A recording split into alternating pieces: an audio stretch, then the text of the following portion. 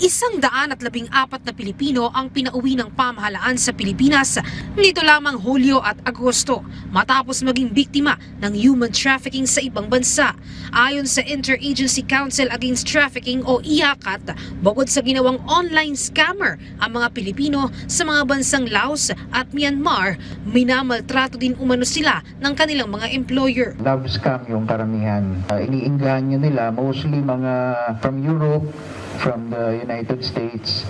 Meron din na ang market nila Middle East, ito mga huling uwi yata, ito mga huling repatriates, mga taga Middle East naman yung sinusubukan nilang mga biktima. So iniinganyo nila na mag-invest sa isang fake na cryptocurrency na scheme and only to find out walang ganung nawawala investment nila.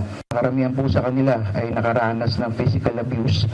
Kapag hindi sila po ay binibigyan ng quota ng kanilang mga employers, kapag hindi po nila nami-meet yung quota na yon, ipinaparusahan po sila. Dumaan naman sa backdoor o sa illegal na exit point sa mga Pilipino, kaya nakalusot sa mata ng Bureau of Immigration.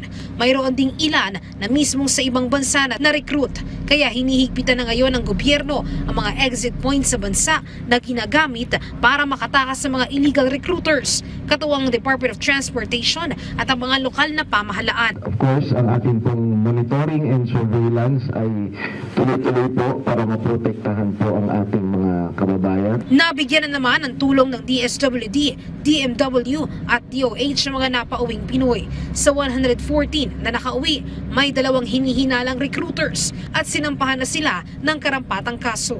Muling nanawagan ng IACAT, huwag basta-basta maniniwala sa mga nag-aalok ng trabaho sa ibang bansa, lalo na sa mga idinadaan sa social media. Huwag papayag na magtrabaho sa ibang bansa kung hindi lisensyadong recruitment agency o hindi otorisadong recruiter yung kausap ninyo.